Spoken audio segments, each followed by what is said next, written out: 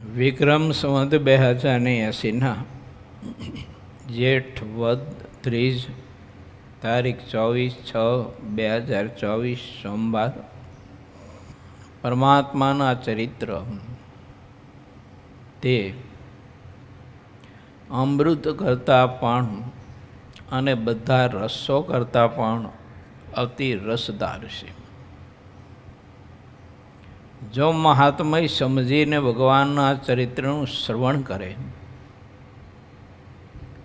તો જીવને જગતનો બીજો બધો રસ આપમેળે છૂટી જાય અને પરમાત્માના ચરિત્રમાં કથા રસમાં આત્માને એટલો બધો આનંદ આવે, એટલું બધું સુખ આવે. એટલે પરમાત્માના ચરિત્રને અમૃત તુલ્ય અને ચિંતામણીને કલ્પવૃક્ષ કરતાં પણ અધિક બતાવ્યા છે. જે પ્રભુના ચરિત્રનું શ્રવણ અને ચિંતન મનન કરતો હોય એના હૃદય આકાશમાંથી, એના કારણ શરીરમાંથી, ઇન્દ્રિયો અંતઃકરણમાંથી તમામ વિકારો બધા નષ્ટ થઈ જાય એવું પ્રભુના ચરિત્રમાં દૈવત અને પ્રભાવ છે. માટે પ્રત્યેક ભગવાનના ભક્તોએ ભગવાનના ચરિત્રોનું શ્રવણ કરવું, મનન ચિંતન કરવું અને પ્રભુના ચરિત્રો વારંવાર વાંચ્યા કરવા.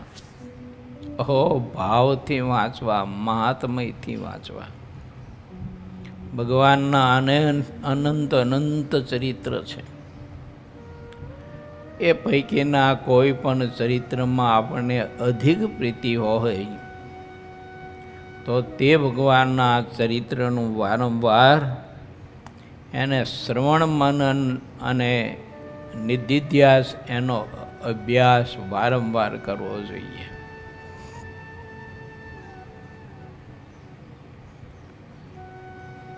કથારૂપી અમૃતનું ફળ એવું છે કે એકવાર જો તે ફળ જમે અને આરોગે તો એને જગતનો બધો જ રસ વિષય એ બધા હાવ નકારા અને ફીકા થઈ જાય છે. પણ સ્વામી એવું બતાવ્યું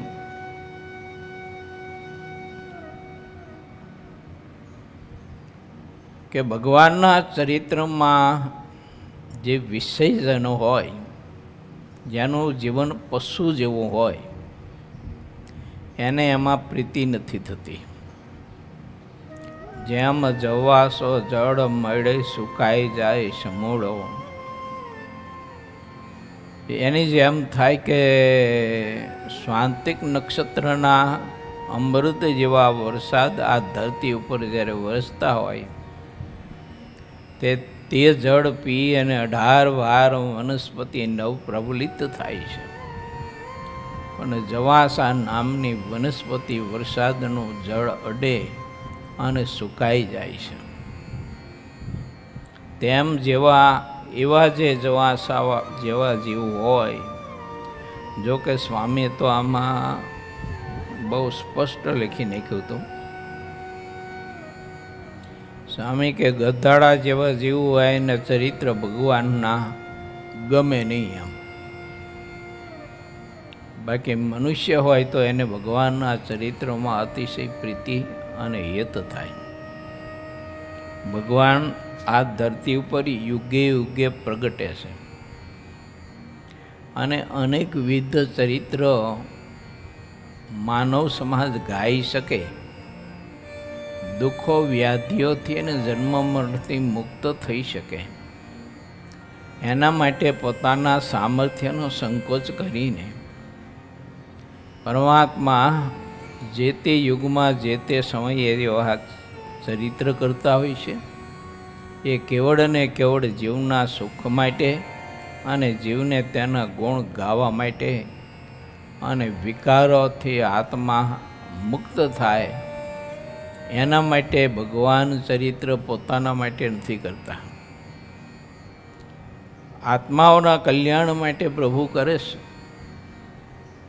માટે ભગવાનના ભક્તોએ તે ભગવત ચરિત્રમાં શ્રદ્ધા રાખીને મહાત્મ્ય સમજીને એ ચરિત્રો સાંભળવા, શ્રવણ કરવા, વાંચવા, હૃદયમાં એનો મહિમા ખૂબ જ સમજવો. કહો ભગવાને કેવી કૃપા કરી અને કેવું દર્શન દાન દીધું. મારે ઘેર આવીને ઠાકોરજી ભોજન કર્યું. સામે ચાલીને ઠાકોરજીએ મારી પાસે ભોજન માગ્યું. મારી પાસે ગાડલા, ગોદડા ને ઢોલિયા ને ઓશિકા માગ્યા. મારું કેવું મહા મોટું પરમ ભાગ્ય કે આ ખાટલા ઉપર ઠાકોરજી પોઢ્યા અને ઉતરી ગયેલા કપડાના ગાભામાંથી બનાવેલું ગોદડું પાથરી દીધું હોય અને એના ઉપર ઠાકોરજી બેસે, પોઢે અને ઘણીવાર તો પોતાના ભક્તને અધિક સુખ આપવા માટે તે ખાટલો કે ઢોલિયો હોય અને એના ઉપર તકિયો પડ્યો હોય તો પ્રભુ તકિયા ઉપર બેઠા પલાઠી વાળીને અને ભક્ત પાસે જમવાનું માગે ત્યારે પહેલાં થોડીને દૂધ યા તો બાજરીનો રોટલો ને દહીં અથવા જે બનાવ્યું હોય તે મહારાજને જમવા આપે. ત્યારે મહારાજી તકિયા ઉપર બેઠા બેઠા ભોજન કરતા હોય અને એ જમતા જમતા મહારાજ માં એવું દિવ્ય અલૌકિક દર્શન આપતા હોય છે પોતાના ભક્તને. આવી બધી કથાઓ બહુ છે. અહીં મહેસાણામાં અજા પટેલને ઘેર મહારાજ પોતે પધાર્યા. મહારાજને ખાટલો ઢારી આપ્યો. ખાટલા ઉપર મહારાજ બિરાજમાન થયા.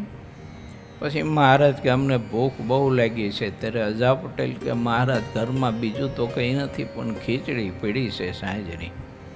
શિયાળાનો દિવસ હતો. એ જમાનામાં માટીના પાટિયામાં ખીચડી બનાવતા એટલે સાંજની ખીચડી અને એમાંય થોડીક નીચે તરીએ ચોંટી ગઈ હોય ત્યારે એ ખીચડીની મીઠાશ જુદી હોય અને એમાં તલનું તેલ નાખી અને હારી પટ વેલણથી અથવા બીજા કોઈ લાકડાથી એને ઘૂંટી અને એવી મીણ જેવી બનાવે અને એ ખીચડી અને મરચું ખાટું લીંબુવાળું બાહી તમારે જો એ મેસોબ ને પીઝા ને બીજા ને બધું છે ને એ ક્યાંય એક બાજુ પીડ્યું રહે. બોલો એવી મીઠાઈ છે એમાં આવતી. એ અજા પટેલે મહારાજને કહ્યું કે મહારાજ કાલ હાંજની ખીચડી પીડી છે, તમને ખપે તો આપો. મહારાજ કે લાવો કે એવી ખીચડીનો એનો સ્વાદ તો કંઈક જુદો જ હોય. પછી એમાં થોડુંક તેલ નાખી અને વેલણથી હારી પેટ ઘૂંટી એક રસ કરી અને મહારાજને આપ્યું ને ખાટું મરચું સાથે આપ્યું લીંબુનું. એ તકિયા ઉપર બેઠા બેઠા મહારાજે સાંજની ખીચડી ટાઢી એવા ભાવથી જમતા હતા. ત્યારે અજા પટેલને એવું અલૌકિક દર્શન થયું. જાણે પોતાના ઘરમાં પ્રકાશ થઈ ગયો હોય અને વાદરાના જે ગભારાઓ હોય આ વર્ષા ઋતુના એમ બધું નરું તેજ અને એ તેજમાં અનંત મુક્તો મહારાજનું આ દિવ્ય ચરિત્રનું મનુષ્ય ચરિત્રનું દર્શન કરવા માટે એ તેજ બિંબમાં અને તેજના ગભારામાં મહામુક્તો હાથ જોડીને એવા પ્રેમને એવા ભાવથી દર્શન કરતા હતા. આવું અજા પટેલને પોતાના ઘરમાં દર્શન થયું એટલે એટલા બધા ભાવમાં આવી ગયા એ અહોભાવમાં આવીને અઝા પટેલ મંડ્યા બોલવા કહેલા ભક્તો દોડજો દોડજો. મહારાજનું મહાઅલૌકિક આજનું આ દર્શન, એ દર્શન કરવા માટે મહામુક્તો આવ્યા છે, પારાવાર મુક્તો છે. એ ભાઈઓ દોડજો દોડજો દર્શન કરવા, નહીતર આ દર્શન વિના રખે ને તમે રહી જશો. આવું મહાદિવ્ય અલૌકિક દર્શન ન ભૂતો ન ભવિષ્યથી, એવું મહાલૌકિક દર્શન જેને જેને આજુબાજુના આડોશી પાડોશીને હાથ સાંભળો તે બધા દર્શન કરવા માટે આવ્યા. તેમાં જે વિશ્વાસુ ને ભાવિક ભક્તો હતા તેને અઝા પટેલને જેવું થતું હતું એવું દર્શન થતું હતું. બાકીના ને બધાને મહારાજ એ ખાટલા ઉપર તકિયા ઉપર બેસી અને ટાઢી ખીચડી અને મરચું મહારાજ જમતા હતા એવું મનુષ્ય સ્વરૂપે અને મનુષ્ય ભાવે દર્શન થયું. એ દર્શન કરવામાં ઘણા બધાને ગુણ આવ્યો કે આજે આપણું કેવું મહાપરમ ભાગ્ય છે કે અક્ષરાધિપતિ પુરુષોત્તમ નારાયણ આપણા માટે એક ભૂખની વ્યાધિ સ્વીકારીને અઝા પટેલને ઘેર આવી રીતે કાલે સાંજની બનાવેલી ટાઢી ખીચડી પ્રભુ જમે છે.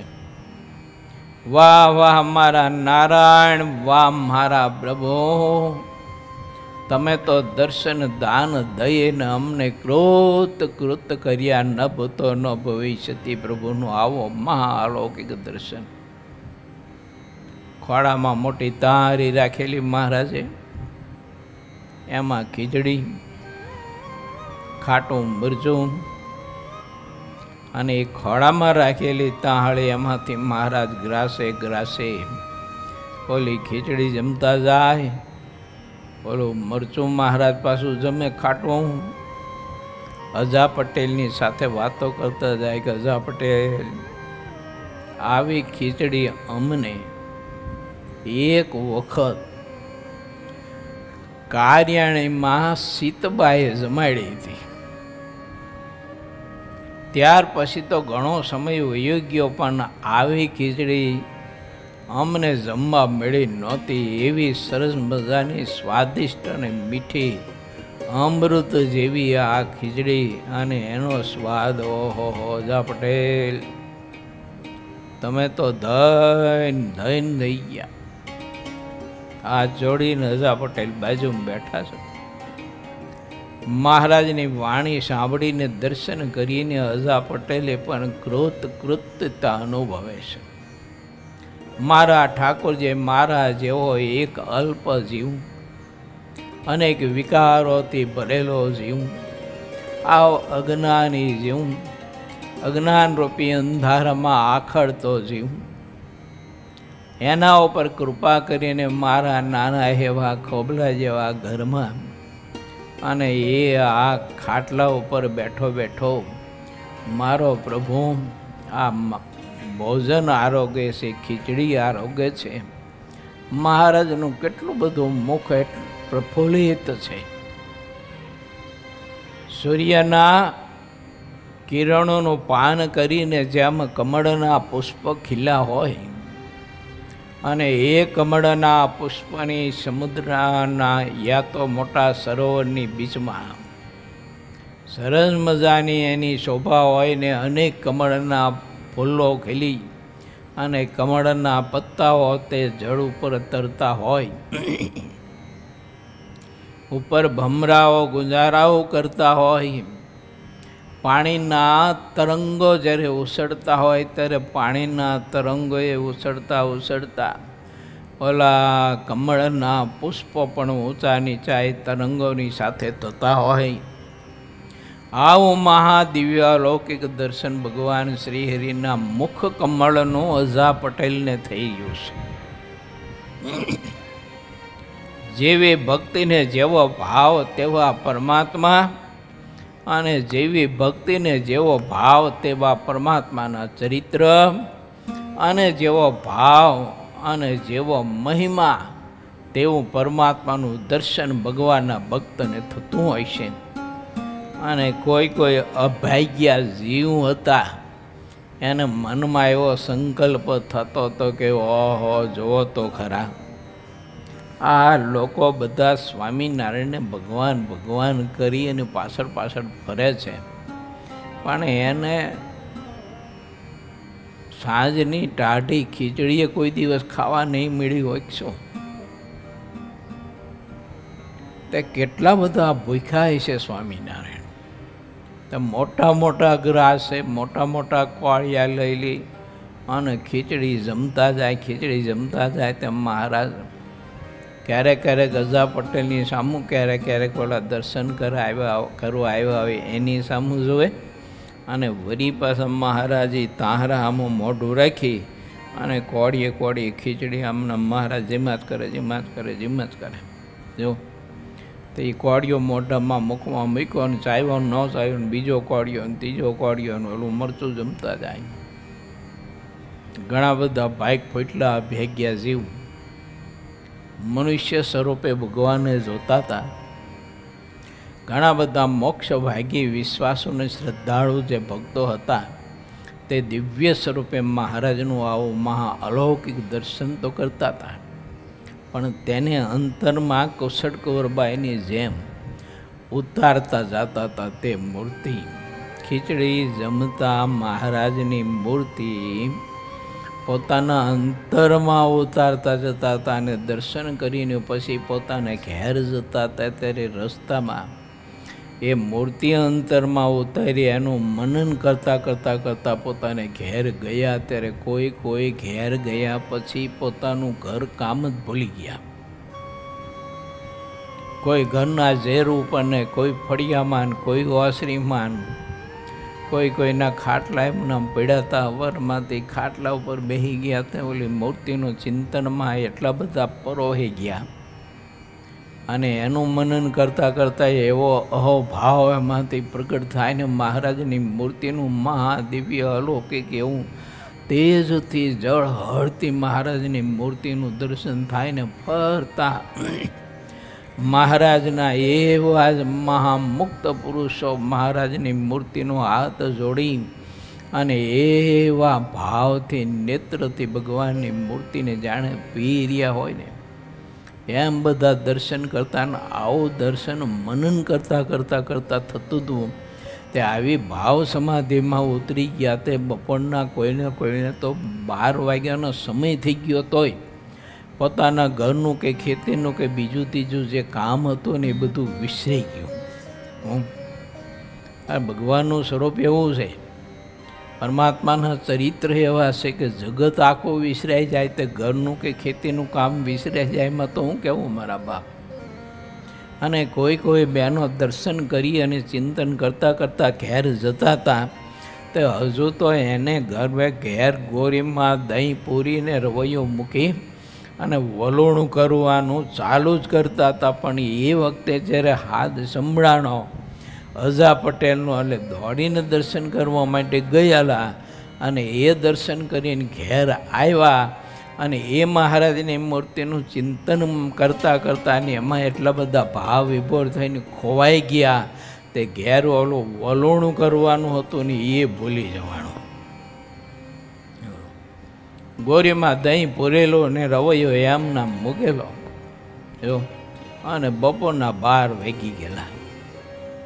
હજી ઘરનું બધું જ કામ કરવાનું બાકી, વાસીદા કરવાના બાકી, ખાટલા ઉપાડવાના બાકી, ગારલા ગોદડા બધા ઉપાડીને હિંકેલવાના બાકી, ઘરના સભ્યો માટે રસોઈ પકાવવા માટેનું બધું બાકી. અને મહારાજની મૂર્તિના ધ્યાનમાં ખબર નહીં કે એવા ખોવાઈ ગયા. સિદ્ધાનંદ સ્વામી એવું કહે છે, એને પોતે નિહાળેલું દર્શન કરેલું લખે સ્વામી કે ભગવાનના ચરિત્ર તો અમૃતથી પણ અધિક છે. જે ભાવથી ભગવાનના ચરિત્રનું જો સ્મરણ શ્રવણ કરે, એનું ચિંતન મનન કરે, તો તે આત્માને કારણ શરીરમાં રહેલી અનેક જન્મ જન્માંતરની વાસનાઓ એ બધી નષ્ટ થઈ જાય અને આત્મા એકદમ શુદ્ધ અને પ્રકાશવાન થઈ જાય. આવો મહાપ્રતાપ ભગવાનના ચરિત્રમાં રહેલો છે. આવા તો અનંત ચરિત્ર ભગવાન શ્રી હરિના, એક બે નહીં. મહારાજ ભાવથી ખીચડી જેમાં અજા પટેલે મહારાજને લોટો ભરીને જળ આપ્યું. મહારાજે જળપાન કર્યું. હજી મહારાજને સવારનું પ્રાતકાળનું સ્નાન કરવાનું બાકી હતું. અજા પટેલે મહારાજને કહ્યું, મહારાજ હવે તમારે સ્નાન કરવાનો જે વિધિ છે ને એ હવે તમે પૂરો કરો. મહારાજ તમારા જેવા હોય તો આપણને અભાવ આવે ને રહો, કે પોતે મોટા મોટા ઉપદેશ આપે છે તો, અને હવારમાં દાંતણ કંઈ પાણી કર્યા વિના હવારમાં ખીચડું ખાય તાતે કે ભગવાન કહેવાતા હશે. આમ કંઈક આપણને તો અભાવો ગુણ આવી જાય. કારણ કે પરમાત્માની ચેષ્ટા ને પ્રભુનું ચરિત્ર ને એ ચરિત્રનો ભાવ અને એ ચરિત્રનો હેતુ એ આપણા જેવા જીવને સમજવો એ તો બહુ કઠિન કામ છે. સમજાય તો સમજાય, જો અંદર ભાવ ને મહિમાન ભક્તિ ભાવ પીડ્યો હોય તો, નહીતર એ સમજવું કઠિન છે. પછી તો ભગવાન શ્રી હરિને અજા પટેલે બાજટ ઉપર બેસાડી અને સ્નાન કરાવ્યું. ખૂબ ભાવથી મહારાજના અંગો અંગ ચોળી ચોળી ચોળી અને અજા પટેલે મહારાજને સ્નાન કરાવ્યું. સરસ મજાના ટુવાલથી મહારાજનું શરીર મર્જન કરી કહેતા લોહી કોરું કરી અને મહારાજને એક સફેદ ધોતી આપી. ત્યારે મહારાજે ધોતી એકદમ તાણી અને ટાઈટ કરી અને પછી પહેરી. આગળ પાછળ સરસ મજાની પાટલી વાળી સફેદ ધોતીમાં મહારાજનું દર્શન એટલું બધું અદ્ભુત હતું. પછી મહારાજને એ અંગરખી પહેરવા માટે આપી. તે મહારાજે અંગરખી ધારણ કરી અને પછી આભૂષણો હતા તે બધા આપ્યા. કાનમાં કુંડળ, સોનાનો હાર, મગમાળા, ચંદનહાર, કેળે હેર, સરસ મજાનો કંદોરો, બંને હાથમાં કડાઓ સોનાના, મહારાજના ચરણના કાંડામાં સરસ મજાના સોનાના તોડાઓ અને કંઠમાં સરસ મજાનો સોનાનો અને લાલ પીળા બધા જ નંગથી મઢેલો એ ટોપીઓ એ મહારાજને ધારણ કરાયો. અને મસ્તક ઉપર સરસ મજાની ભરત ભરેલી ટોપી ધારણ કરાવી. સફેદ ટોપી ભરત ભરેલી, એમાં સરસ મજાની ડિઝાઇન બધી વેલને આવી બધી નાના નાના એમાં આભલા બધા અંદર મઢેલા. અને એવી ટોપી મહારાજને ધારણ કરાવી અને શ્રી હરિને હાથ જોડીને પ્રાર્થના કરીને કહ્યું, અજા પટેલે, મહારાજ મરજી હોય તો તમારી વિશેષ પૂજા કરવાનો સંકલ્પ છે. શિયાળાની ઠંડી તો છે પણ હવે ભાવ છે. તમારા બંને ચરણ ઉપર ચંદનનો લેપ કરવો છે. તમારી છાતીમાં ચંદનનો લેપ કરવો છે. બાલ પ્રદેશમાં ચંદનની આડ કરી અર્ચા કરી અને મહારાજ આ બનાવેલી પુષ્પની માળાથી તમારું પૂજન કરવું છે. સાથે મુક્તાનંદ સ્વામી, બ્રહ્માનંદ સ્વામી, ગોપાળાનંદ સ્વામી, મહાનુભાવાનંદ સ્વામી, ભાયત્માનંદ સ્વામી, આનંદાનંદ સ્વામી વગેરે વગેરે પરમહંસો, મૂળજી બ્રહ્મચારી, જયાનંદ બ્રહ્મચારી વગેરે વગેરે મહામુક્ત પુરુષો હતા. ત્યારે પછી અજા પટેલને બ્રહ્માનંદ સ્વામી, મુક્તાનંદ સ્વામી વગેરે પરસ્પર એકાદા બીજા વાત કરી અને કહ્યું કે અત્યારે શિયાળાની કડકડતી ઠંડી છે, સવારનો પહોર છે, આજે ઠંડી ઓર છે અને પાછો ઠંડો પવન ફૂંકાય છે. માટે મહારાજના જમણા ચરણના અંગૂઠે ફક્ત એ ચંદનનો નાનો એવો ચાંદલો કરીને પૂજા કરીને સંતોષ માની લો. મહારાજ ખાટલા ઉપર બેઠા હતા ને તે મહારાજ ધીમે ધીમે ઓલા તકિયા ઉપર બેઠા હતા તે નીચે ઉતરીને ખાટલાની એ ઉપર આવી ગયા. અને પછી મહારાજે અજા પટેલને પૂછ્યું કે અજા પટેલ સંતોષ શું કહે શકે? અજા પટેલ કે મહારાજ સંતો આવી વાત કરે છે કે.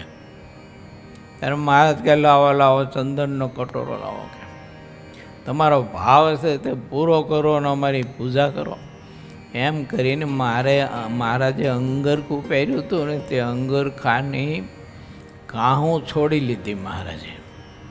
અને એ અંગરખું બે બાજુથી આમ સેટું કરી અને પછી મહારાજે કહ્યું કે લો પહેલાં પ્રથમ તમે છાતીમાં ચંદનનો લેપ કરો. તે પછી હાથમાં ચંદન લઈ અને અજા પટેલે મહારાજની છાતીમાં જેમ બહેનો દિવાલે ગાયર કરે ને એમ છે ને મહારાજની છાતીમાં અજા પટેલે આમ ચંદન ચરચી થાપી અને સરસ મજાની આંગળાની ડિઝાઇન પડે ને એ રીતે ચંદનનો લેપ કર્યો. મહારાજ કે હવે બંને ચરણ ઉપર લેપ કરો. તે બંને ચરણ ઉપર લેપ કર્યો. ચરણના તળિયે પણ ચંદનનો લેપ કર્યો. બાલ પ્રદેશમાં અર્ચા કરી.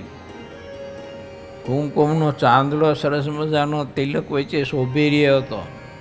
તે ચાંદલા ઉપર પાછો એ ચંદનનો ચાંદલો કર્યો. અને જુઈ, મોગરો અને ચમેલી ને ગુલાબ એ પુષ્પના સરસ મજાની ગૂંથીને માળા બનાવેલી અને ગજરા બનાવેલા, તોડા બનાવેલા. તે મહારાજને ગજરા અને તોડા બધા ધરાવીને ફૂલનો હાર મહારાજને ધરાવ્યો. મહારાજ ઊભા થઈ ગયા ખાટલા ઉપરથી. ઊભા થઈને મહારાજ કે આવો આવો આવો અજા પટેલ આવો આવો આજ તો આપણે મળીએ. તો મહારાજ એમ કરીને અજા પટેલને તે ચંદનવાળા શરીરે ભાવથી ભેટ્યા. અજા પટેલે ઓલું કેડિયું પહેલું જાડું વેજાનું તો એ કેડિયા સાથે બધું ચંદન ચોટ્યું.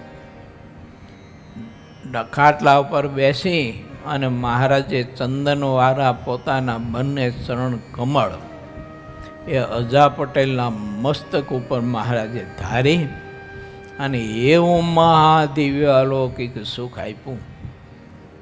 આવા ચરિત્રનું જીવ સ્મરણ કરે, મનન કરે તો એનું કારણ શરીર બળીને હાવ ખાક થઈ જાય. આવા તો કાંઈક ચરિત્ર છે. જો આવું તો મહારાજે મહાદિવ્ય અલૌકિક સુખ ભક્તોને ખૂબ જ આપ્યું છે.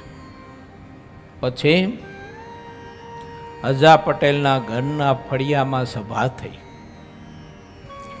મહારાજે સંતોને આજ્ઞા કરી. ત્યારે ગવૈયા સંતોએ સરસ મજાનું ગાન કર્યું.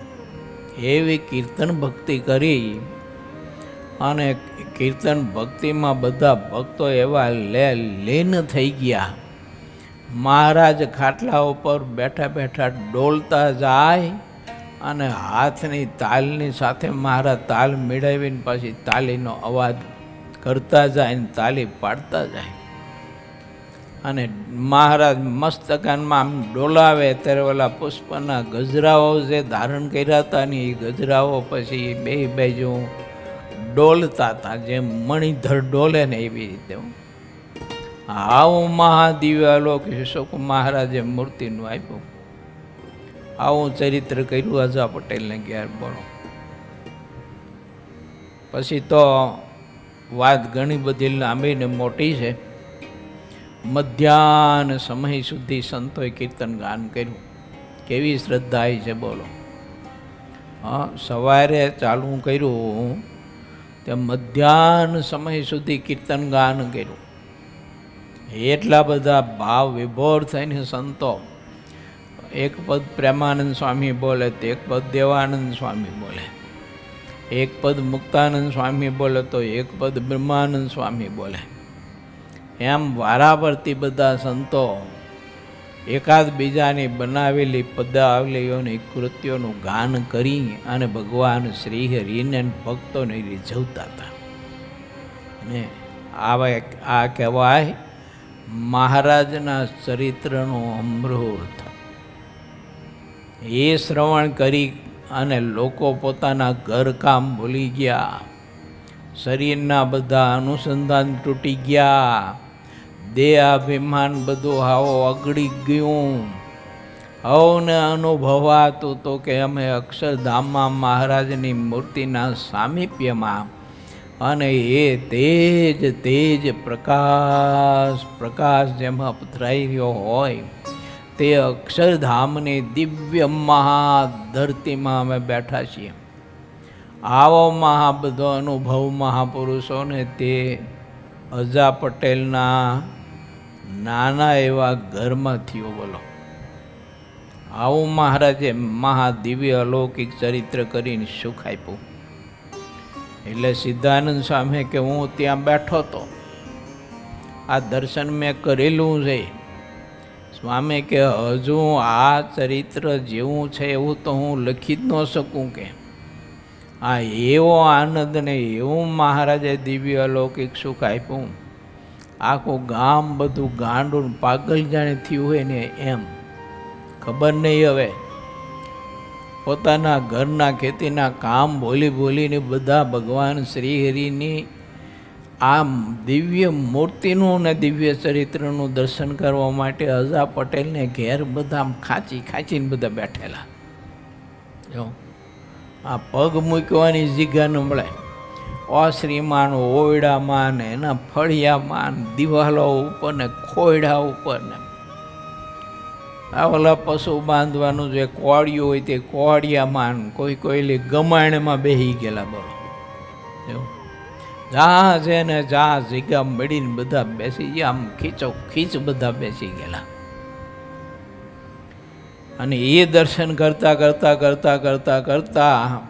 મધ્યાહનનો સમય થયો. ત્યાર પછી મહારાજને સંકલ્પ થયો કે આ બધાને મારી મૂર્તિમાંથી વૃત્તિ તોડું તો બધા દેહની ક્રિયા કરી શકશે, આ લોકના વ્યવહારની ક્રિયા કરી શકશે, નહીંતર એકી ક્રિયા નહીં કરી શકે. એટલે મહારાજે સંકલ્પ કરીને પોતાની મૂર્તિમાંથી વૃત્તિ તોડી ત્યારે સર્વના દેહમાં જાણે નવો પ્રાણ પુરાયો હોય ને એમાં આંખ ખોલીને બધાને અનુભવ થયો. એવું દિવ્ય મહાઅલૌકિક સુખ આવ્યું. આ સુખ વિચારવું હોય તો કેમ વિસરે, ભૂલવું હોય તો કેમ ભૂલાય. એને માટે વાલા ભક્તો સિદ્ધાનંદ સ્વામી એમ કહે છે કે ભગવાનના આવા ચરિત્રોનું શ્રવણ કરવાથી, સ્મરણ કરવાથી આત્મા ત્રિવિધિ તાપથી મુક્ત તો થાય છે, પણ કારણ શરીરમાં રહેલી વાસનાઓ બધી નષ્ટ થાય છે. એવા ચરિત્રોનું ભગવાનના ભક્તોએ હંમેશા શ્રદ્ધાપૂર્વક શ્રવણને સ્મરણ મનન કરવું જોઈએ. તો એવી જ મહારાજની અલૌકિક વાતમાં આપણે આગળ પ્રવેશ કરીએ. પૂર 20મો તરંગ 35મો. શ્રી હરિના રાજીપામાં સર્વ સાધનોનું ફળ રહ્યું છે તેમ સંતોનું માનવું છે. મેં તમારી પાસે ચરિત્ર કહ્યું ને એ દિવસની બીજી કેટલી વાતો છે. જો એ મેથાણ ગામના તળાવે પછી મહારાજ બપોર પછી સ્નાન કરવા માટે ગયા અને એમાં સ્નાન કરીને જે જળ કીડા કરીને જે આનંદ આપ્યો છે ને એ તો અદ્ભુત વાત છે. બોલો, એવું. અને આપણે છે ને આ 35મા તરંગમાં પ્રવેશ કરવો છે.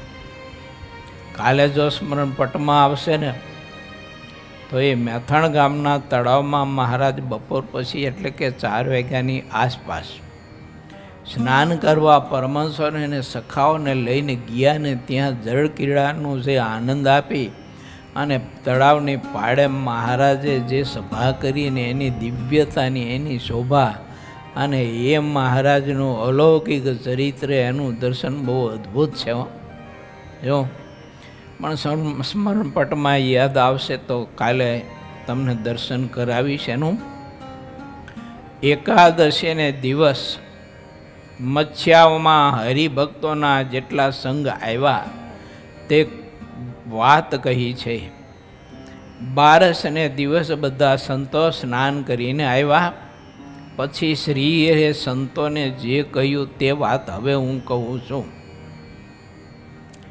તમે જે રીતનો પરમહંસનો માર્ગ છે તેમાં બધા મારા કહ્યા પ્રમાણે વર્તો છો.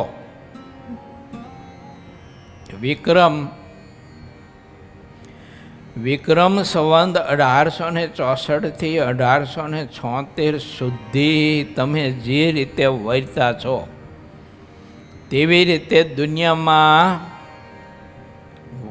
કોઈને વર્તવું બહુ કઠિન છે. શનકાદિક ને સુખદેવજી, કપિલદેવ, દત્તાત્રેયને જળ ભરત, નવ યોગેશ્વરો અને મહર્ષિ નારદજી અને 11,000 દક્ષના પુત્રો તે બધા પરમહંસનો જેવો માર્ગ છે તેમાં યથાર્થ રીતે વહેતા હતા. જેટલા નિવૃત્તિ માર્ગો છે તેમાં પરમહંસના જેવો કોઈ માર્ગ નથી.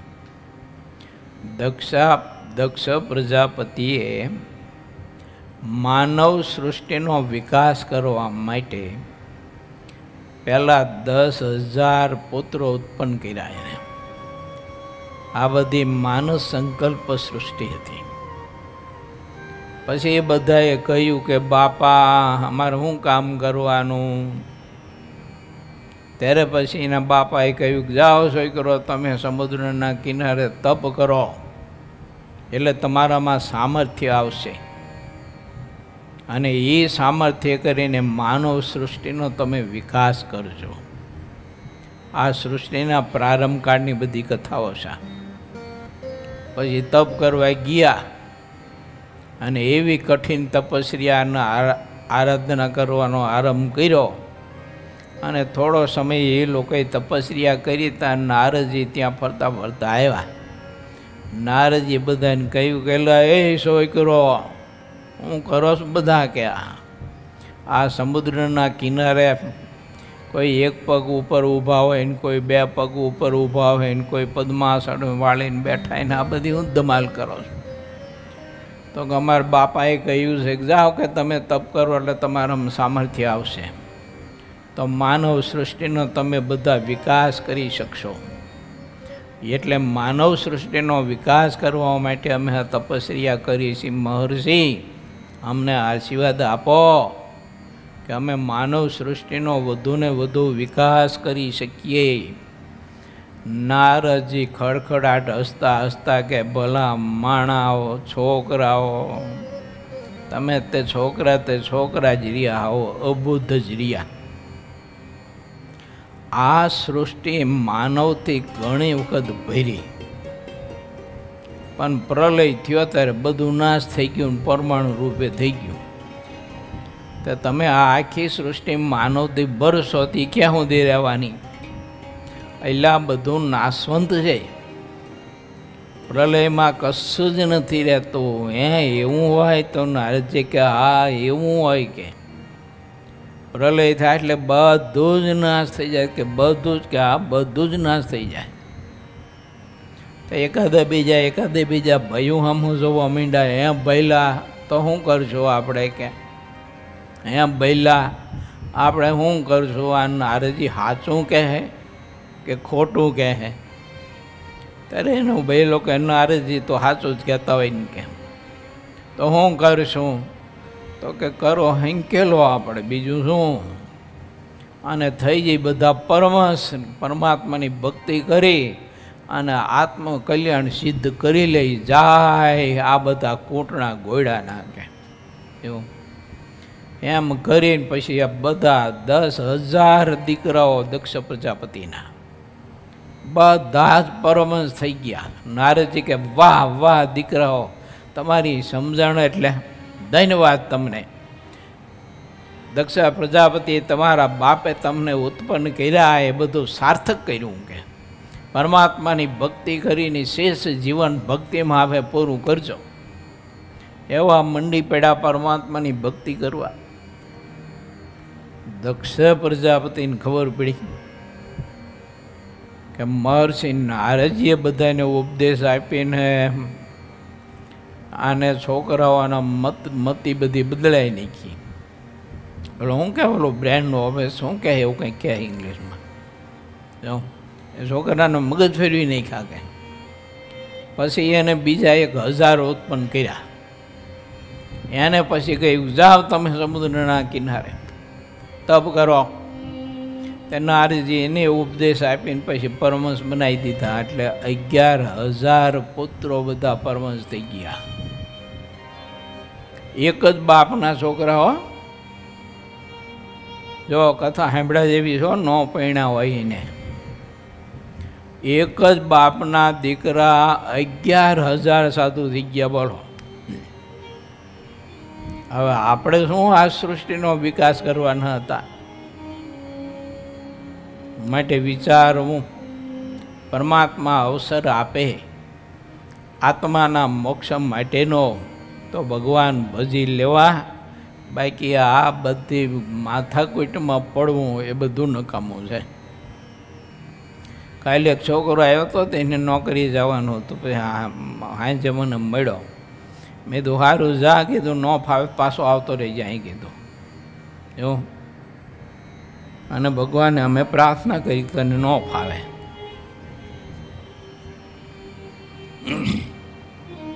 આમાં શું છે, ફાવે એવી પ્રાર્થના કરી તો ઓલો હલવાઈ જાય બિચારો, ઉલટાનો દુઃખી થાય. એટલે કીધું ઠાકોરજીને પ્રાર્થના કરી તને ન ફાવે એમ. આવી તો કંઈ કથાઓ છો. આ તો ખાલી સેમ્પલ આપું તમને. પરમહંસોની અલૌકિક સમજણ. જેટલા પરમહંસો થયા છે તેમની સમજણ અલૌકિક હતી અને તેઓ પોતાની અલૌકિક સમજણને લીધે તેમને અલૌકિક કહેવાય છે. જેનાથી ભગવાન રાજી થાય એવી રીતે જ બધું વર્તન રાખવું એવી પરમહંસોની સમજણ હોય છે. ભલે બીજા લોકો માને કે ન માને, પરમહંસોને લોકરંજન માટેનું તાણ બિલકુલ હોતું નથી. આવી સમજણ જેને જેટલી હોય તેટલા અલૌકિક પરમહંસ કહેવાય છે. તેઓ હૃદયમાં ભગવાનનું ધ્યાન કરતા રહે છે અને તે ભગવાનના ધ્યાનને સમાન બીજું કાંઈ કોઈ દેખતા નથી. તેઓ ભગવાનની મૂર્તિ સિવાયના અનંત બ્રહ્માંડોમાં રહેલા જે લૌકિક સુખો છે તે બધામાં તો જમપુરીનું ફળ છે એવું દેખે છે બધા. બોલો છોકરો, આજ તમે કથામાં આવ્યા ને આજ આ કથા આવી. બોલો ધૈન ઘડીને ધૈન ભાઈ કહેવાય હો તમારું. જો આ કથા અંદર મગજમાં ઉતરી જાય આપણને તો કામ થઈ જાય. જો આ લોકોના કોટણા કોટવા મીઠા ત્યારે આ ગરમીમાં સારું ખેતીનું કામ કરવાનું, કાં તો નોકરા બોકરા કરવાના, અને એ નોકરું કરી નહીં પાછું હરખું હાલ્યું તો હાલ્યું. અને એ ઓફિસના મેનેજરને બીજો સ્ટાફને એની ગાયરો ખાવાની, એ દુઃખનો સારો પાર નહીં કાંઈ. અને એની કરતાં જો આ સુખેથી સવારમાં એ ભગવાનની ઘડી કથા સાંભળી અને પછી જઈને થાળ કરી, ઠાકોરજીને થાળ ધરાવ્યા પછી જમી, વળી પાછા ઘડી કથા કરી, વળી પાછા સાંજની કથા, કીર્તન ભક્તિ, એમ આખો દિવસ ભગવાન પરાયણ વ્યતીત થાય. અને ઓલું છે તારું આખો દિવસ કોટણા ને કોટણા કોટણા ને કોટણા. ઓલો આખો દી નોકરું કરીને ઘીરે આવ્યો હોય, થાકીને લોથ થઈ ગયો હોય, ખેતી બેતીનું બધું કામ કરી, અને ઘરના પછી એવા સરસ મજાના વીઆઈપી મેળા હોય તો આવે એટલે બેટકા ભરે એને. હે તને હા કીધું તું લાવ્યો નહીં, આ મગાવ્યું તું તે લાવ્યો નહીં, તું અમારું સાંભળતો જ નથી, તું તારી માનો થઈને જ રહે છે ને અમારો તો થતો જ નથી. તો ઓલાને બિચારાને માનું થવું કે આનું થવું કોનું થવું એ નક્કી ન થાય. એટલે એના કરતાં અત્યારે નક્કી કરી લેવાય કે ભગવાનનું થઈ જવાય. જો તે બીજી કંઈ માથાકૂટ નહીં, આનો થયો નાનો થયો નાનો થયો નાનો ન થયો ની કંઈ માથાકૂટ નહીં. એક ભગવાનના થઈ જવું આપણે એટલે ભયો તમારે અંદર ઉતરે તો મગજમાં વાતો. જો સ્વામી એવું કહે છે, મળમાં જેવો સાર રહ્યો છે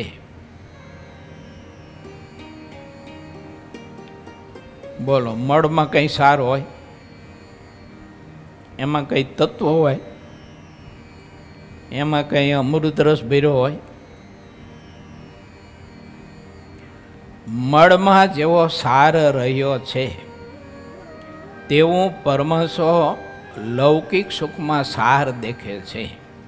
લો આ લોકનું લૌકિક સુખ હો, પછી શરીરનું બીજું ત્રીજું પંચ વિષય સંબંધી બધું જે કંઈ સુખ છે ને એ કેવું કીધું? મળના સાર જેવું, એટલે મળના રસ જેવું. જો હવે આમાં બહુ ઊંડું ન ઉતરાય આપણે, પણ સમજી લેવાય કે આમાં કશું કંઈ સાર નથી. બાકી તો તમે બધા અનુભવી અહીં બધા ઘણા બેઠા જ છો. કેવો સાર છે તમને ખબર હોય ને? બોલો પ્રકાશભાઈ, કેવો સાર છે આમાં?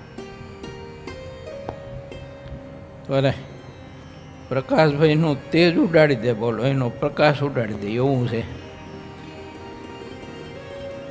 એટલે આ બધાની વાત છે આમ.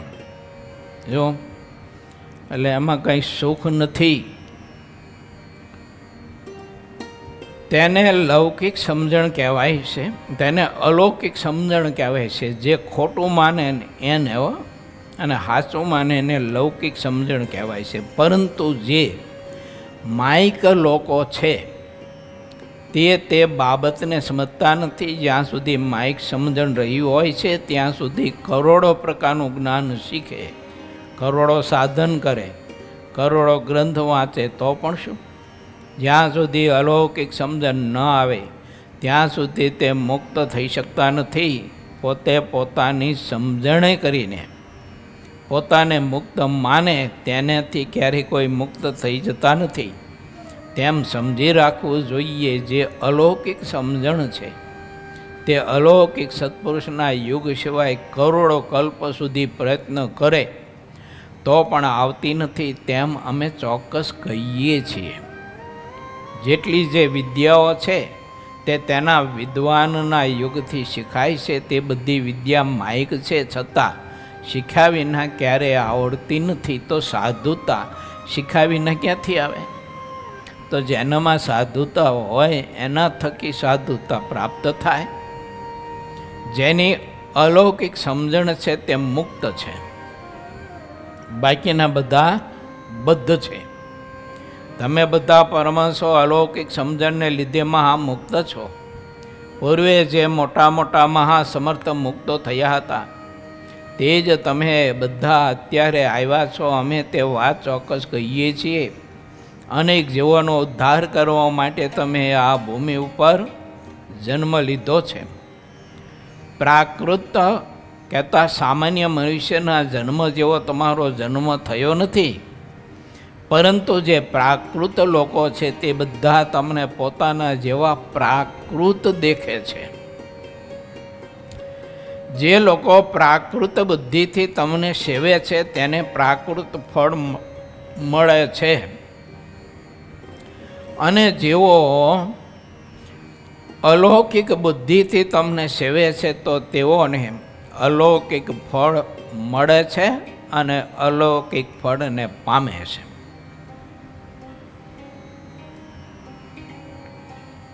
લૌકિક અને અલૌકિક ફળ તો સમજણમાં રહેલા છે.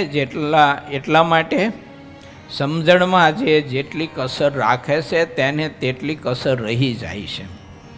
પછી તે રહી ગયેલી કસર ક્યારેય ટળતી નથી.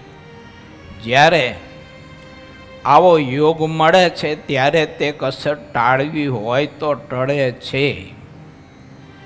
આ યોગમાં રહીને ટળે, બાકી કસર કોઈની ટળવાનો બીજો કોઈ અવકાશ જ નથી ટળે.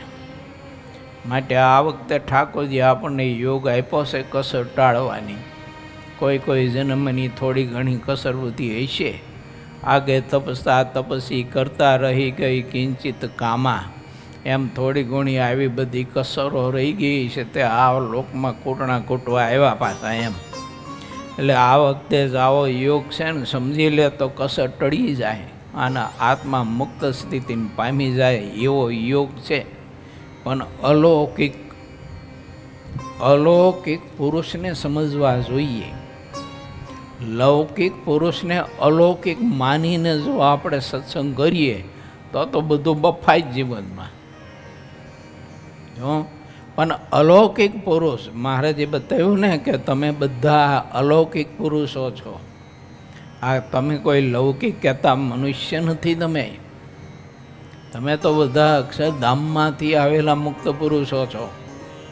અમારી ઈચ્છાથી આ લોકમાં જગતના જીવને લૌકિકતા છોડાવીને અલૌકિકની સ્થિતિ બંધાવવા માટે તમે અહીં આવ્યા છો.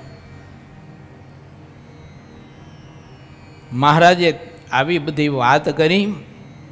તમારો સમાગમ જે કરશે એ બધાની વાસનાઓ ટળી જાય છે. આવો સત્સંગનો યુગ વારંવાર ક્યારેય મળતો નથી. એ ભક્તો મેં વાત કરી તે સાંભળજો એમ મહારાજ કહેશો. મેં વાત કરી તે સાંભળજો એટલે કે આ બધા અલૌકિક પુરુષો છે. મન કર્મ વચન કરીને એનું સમાગમ કરજો તમે બધા.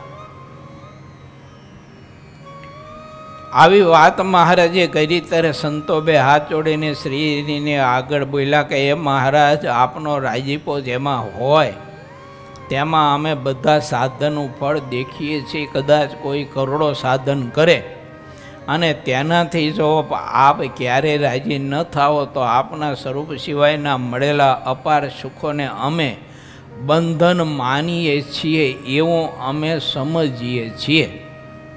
એ હરિ, જે સમજણ આપની સમજણમાં આવી જાય અર્થાત આપની સમજણને અનુરૂપ હોય તે સમજણને અમે શ્રેષ્ઠમાં શ્રેષ્ઠ અને પવિત્રમાં પવિત્ર માનીએ છીએ. આપની જેવી મરજી હોય તે પ્રમાણે કરવું તેના જેવી કોઈ વાત નથી. આપની મરજી એ જ સૌથી શ્રેષ્ઠ વાત છે. કરોડો કલ્પ સુધી જેટલા સાધન છે તે બધાને કરીને કોઈ મરી જાય તો પણ તેમને આવો યોગ મળ્યો નથી ને હવે પછી મળશે પણ નહીં.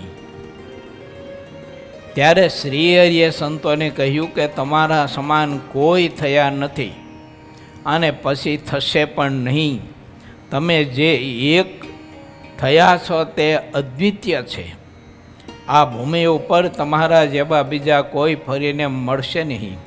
તમારી સહુ સંતોની જેવી સમજણ છે તેવી સમજણ બીજા કોઈ પ્રાકૃત મનુષ્યની હોતી નથી. જેને પોતાના શરીરનું પોષણ કરવાનું જ તાન છે તેને અમે પ્રાકૃત જન કહીએ છીએ. જે લોકો શરીરના સુખથી જ અપાર સુખ માનતા રહે છે, શરીરના દુઃખથી દુઃખી રહે છે, એવા જેટલા દેખાય છે તે બધા સત્સંગના સુખે સુખી માનતા નથી. માટે તેવા લોકો લુખ્ખા રહે છે.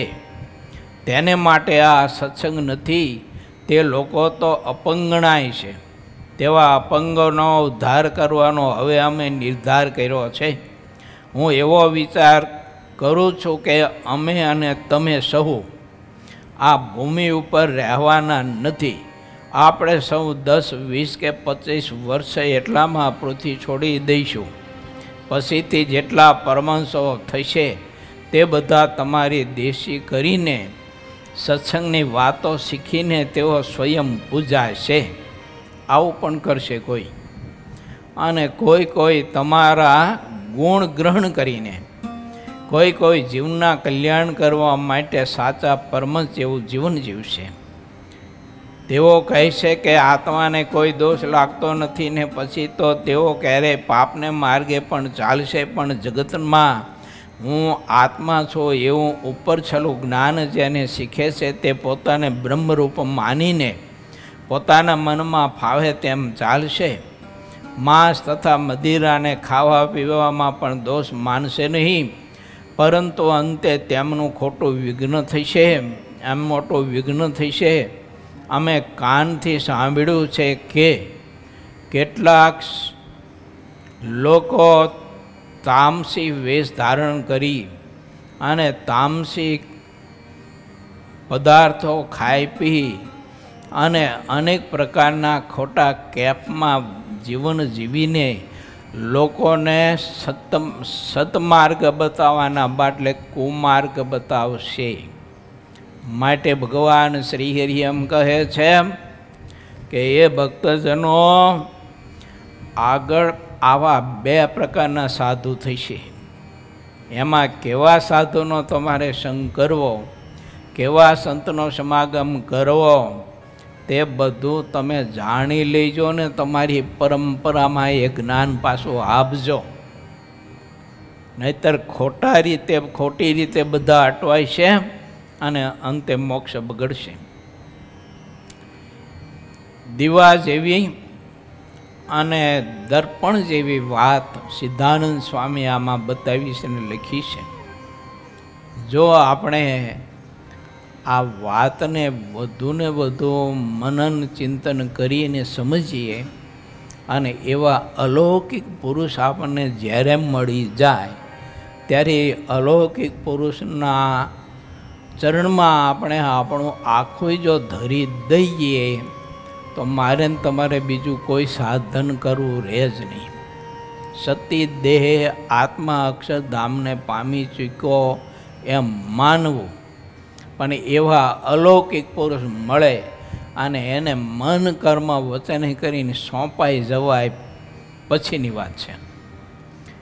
બહુ અદ્ભુત વાત છે. તે શ્રી સહજાનંદ સ્વામી શિષ્ય સિદ્ધાનંદ મુનિ વિચિત્ર શ્રી હરિચરિતામૃત સાગરના બિંસપુરમાં શ્રીહરિના રાજીપામાં સર્વ સાધનોનું ફળ રહ્યું છે તેમ સંતોનું માનવું એ નામે 35મો તરંગ સમાપ્ત થયો.